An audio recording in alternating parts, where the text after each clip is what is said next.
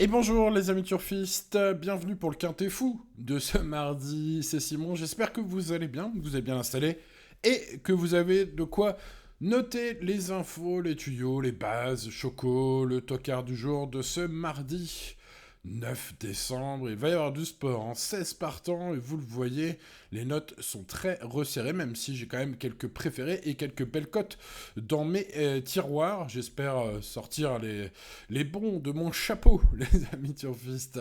En tout cas, c'est le but. Allez, peut-être qu'il faudra un peu de chance aujourd'hui, alors n'hésitez pas à mettre le petit pouce, bien évidemment de vous abonner à cette chaîne si c'est pas encore fait. Je vous propose de détailler ces 16 partants et de vous donner quelques infos intéressantes sur chacun d'entre eux. C'est parti avec Skylight Brochard, le numéro 1, c'est une chance, le cheval est au top de sa forme, la distance est légèrement longue mais déjà maîtrisée par le passé. Le numéro de corde à l'extérieur complique grandement sa tâche, j'aurais été plus chaud, mais là, le 15 à l'extérieur, ce numéro 1. Bon, alors il peut bien courir, on va pas s'offusquer trop sur ce fait de course au départ, avec cette stalle un peu horrible quand même à gérer à Chantilly. J'ai bien aimé son ultime fin de course sur 1400 mètres, c'était prometteur. On est sur 1006 ce mardi à Chantilly. Bon, ben, ça pourrait bien se passer comme ça pourrait mal se passer. Si ça se passe bien, je vois quand même ce 1 dans la lutte. Passons au numéro 2, Westminster Knight. Il faut pas juger sur sa dernière sortie, plutôt sur le coup d'avant où s'imposait. La dernière fois, c'était pas chanceux. Le coup d'avant, c'était victoire à ce niveau.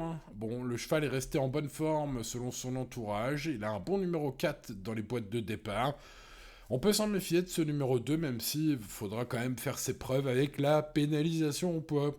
On passe donc au numéro 3, Divine Krishnat. Bon, à force de vous conseiller ce numéro 3, ça finira bien par rentrer à ce niveau. En tout cas, Divine Krishnat nous a fait plaisir dans des courses autres que Quintet Plus ces derniers temps. La dernière fois, elle a fait plaisir à ceux qui l'avaient pris en base de Quartet ou de Quintet, puisqu'elle a fini 4ème. Tout est question de parcours. Allez, on espère un déroulement favorable. Si tel est le cas, ce 3 peut peut-être même nous faire enfin complètement plaisir au niveau Quintet Plus. Passons au numéro 4, Monsieur Florent qui effectue une rentrée. Aujourd'hui, il court pour la première fois pour son nouveau coach Stéphane Vattel. Son travail est satisfaisant selon son coach Riquidia. Néanmoins, sa mauvaise corde de départ et quelques ultimes courses moins bonnes et le fait qu'il fasse une rentrée font de Monsieur Florent plus un outsider aujourd'hui, même si je lui ai mis la moyenne quand même. Allez, on passe au numéro 5, Tortis Zambert, qui a pour toujours présent, qui cherche son quintet avec application. Il a tiré une bonne corde aujourd'hui, voilà, avec Paquito aux manettes. Il faut espérer, évidemment, le bon parcours d'attentiste, mais au papier, voilà, c'est le cheval le plus recommandable, c'est mon choix, comme disait Evelyne. Passons au numéro 6, Casar, qui reste sur une victoire convaincante. Numéro 5, favorable aujourd'hui. Et malgré tout, une situation au poids moins avantageuse et un lot relevé. Malgré tout, sa forme est étincelante. Le retenir ou non, c'est une affaire d'impression, comme pas mal de chevaux que j'ai bien notés au départ, mais que j'ai pas eu la place de mettre sur mon prono. Ça, on peut pas tous les mettre. C'est ce qui nous indique que ce quintet est un peu fou. Passons au numéro 7, Everstar, qui affiche une forme optimale. Ses deux dernières courses sont bonnes. Il peut envisager n'importe quelle stratégie de course, puisqu'il s'élance à peu près au milieu du peloton, en termes de style de départ neuf. Donc, ce numéro 7 a été pénalisé au poids l'avant-dernière fois, mais c'était bien le coup d'après. Il retrouve même Casar avec 2 kilos d'avantage. La dernière fois, elle était battue seulement par Casar, le numéro 6. Et donc, ce numéro 7, pour cette différence de poids aujourd'hui, je le garde. Allez, on passe au numéro 8, Chiaro. Je pensais qu'à un moment donné, Chiaro allait se réveiller. Bon, alors évidemment, j'ai eu tort jusque-là. Bon, aujourd'hui, j'ai envie de lâcher Chiaro. Je n'y crois plus. La dernière fois, ça s'est pas si mal passé que cela. Bon, le cheval montre quand même pas bon vouloir. Elle n'a pas été convaincante, la jument. Alors, c'est peut-être le mauvais moment pour la lâcher, mais ses ultimes courses sont trop inquiétantes pour à nouveau nous mettre dans le mur avec ce 8. Bon, voilà, c'est comme ça, faut faire des choix. Aujourd'hui, j'en ai préféré d'autres. Passons au numéro 9, No Limit Dream, qui sera le favori logique de ce quintet. Le cheval est au top sur la montante, ses ultimes courses sont de toute beauté. Le parcours du jour, c'est top. Ses dernières sorties sur ce tracé en attestent. Belle accélération finale, numéro de corde correct et grande confiance de son entourage. Voilà un candidat naturel à la victoire. Christophe Soumillon, aujourd'hui ce numéro 9, s'annonce évidemment incontournable au papier. On passe au 10, Hackville, qui possède une chance théorique. Mauvais numéro de corde avec le 13. Un style d'attentisme qui me fait dire que le 13, c'est pas forcément non plus ce qui doit nous faire rayer ce cheval. Tout sera une question de parcours, je pense, vous l'avez compris. Moi, je me souviens de son triplé magnifique l'hiver dernier. Ça avait débuté un peu plus tard dans la saison, en janvier de cette année d'ailleurs, avec 3 victoires de suite sur le sable. Allez, ce numéro 10, je vais le mettre dans mon champ réduit. On passe au numéro 11, Zellman. Sa dernière sortie est très encourageante, même si j'aurais préféré que Zellman soit dans les 5. Il finit 6ème en finissant bien. C'est donc très encourageant. Je vais encore mettre ce numéro 11 dans mes champs réduits ou quelque part, je ne sais pas encore exactement où. Mais bon, je le mets dans mon prono. En tout cas, ce numéro 11, je l'ai mis dans mon prono. On verra ce qu'on en fait un peu plus tard, au moment de faire des tickets. Mais voilà, je m'en méfie encore, même si du coup, sa cote sera peut-être un peu moins élevée aujourd'hui. Ce sera un peu moins la trouvaille du siècle, ce sera par contre une belle cote possible. Passons au numéro 12, Dapango, qui est d'une grande régularité. Ses travaux du matin sont satisfaisants. Il paraît que sa seule course PSF est moins mauvaise qu'il n'y paraît, selon son entourage.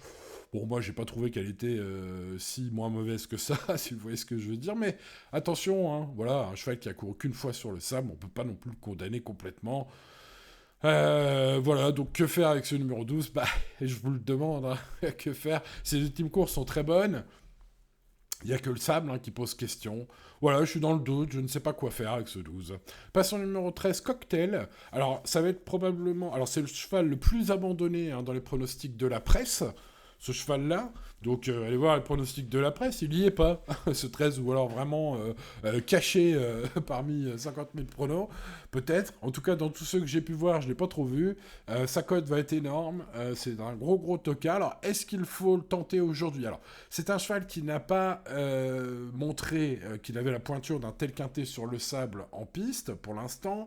Sa tâche paraît compliquée au papier. Par contre, le cheval montre de belles dispositions selon son entourage. Il n'a pas encore montré tout ce qu'il pouvait faire en compétition. Il déçoit un petit peu par rapport à ce qu'il montre le matin. C'est une première information. Et puis moi, je trouve qu'il a mieux couru qu'il ne l'indique son classement pour ses débuts sur le sable. Je pense donc que ce 13 n'est pas interdit. Sa cote stratosphérique probable ce mardi m'a interpellé. Pour toutes ces raisons, on pourrait bien le tenter celui-là. Allez, passons 14, Zelloro, qui reste sur un succès net, sans bavure, sur ce même parcours. Alors c'était un peu un réveil à la Brandt, voilà, c'est une écurie quand même assez incroyable ceux-là. Bon voilà, écoutez, pas trop mal placé à la corde, pénalisé. Voilà, avec ces chevaux-là, c'est un peu tout ou rien, je le dis souvent, avec l'écurie, certaines écuries d'ailleurs, et ça se vérifie d'ailleurs de mois en mois, d'année en année. Mais voilà, cette écurie, c'est un peu tout ou rien. Probablement encore un très bon résultat pour ce 14 ou un très mauvais. Passons au numéro 15, Salala. Le cheval n'a pas aimé la piste lourde la dernière fois. Là, je m'en retrouve une surface qu'elle apprécie. Petite place est envisageable. Ses lignes PSF sont correctes d'ailleurs par rapport à son poids du jour. Si l'on remonte un peu, on trouve par exemple une ligne avec Schopower. Les amis turfistes placés de quintet, Schopower. Donc à ce poids, ça fait de ce 15 une chance. Donc pas impossible, comme tout le monde. Passons au numéro 16, Star Rock, deuxième du quintet référence. Alors j'aurais bien gardé plus haut. Toutefois, sa corde de 16 m'inquiète fortement. Voilà, mais dans ce quintet fou, tout peut arriver. Et ceux qui sont amateurs de chevaux en forme le mettront, ce numéro 16. Bon, il faut faire des choix, voilà. Je l'ai assez dit, je pense, dans cette vidéo. Il faut faire des choix. Est-ce que ce numéro 16 sera dans mon champ réduit ? Peut-être. Est-ce que je vais changer mon fusil d'épaule en regardant les codes ? Je ne sais pas, on verra. Tout cela, ça se passera en dernière minute, les amis turfistes. Pour le moment, il est temps de passer à mon choix. Tortizambert mériterait d'épingler un joli quintet plus à son palmarès. Et justement, il a Stéphane Pasquier, aujourd'hui aux manettes, bien sûr, qu'il a déjà mené très convenablement ces derniers temps. Le cheval cherche sa course, il a tiré une corde de 2 très avantageuse. Pour toutes ces raisons, ce numéro 5 est mon préféré devant le numéro 9, No Limit Dream, qui est évidemment un chic cheval, un super cheval sur la montante proche du but lui aussi. J'ai envie de les mettre sur un même panier, hein, entre ce 5 et ce 9, ça va se jouer au parcours. S'ils ont un bon parcours, ils peuvent être tous les deux à l'arrivée. Ça se jouera au déroulement de course pour ces deux favoris. Logique, passons belle cote. Le 3, comme d'habitude, sera belle cote. Et moi, je la mets dans le même panier que les favoris. Hein. Ça dépend du parcours pour Divine Krishnat. Espérons qu'il soit bon aujourd'hui. Avec Sylvain Ruiz aux manettes, ce numéro 3 a une chance.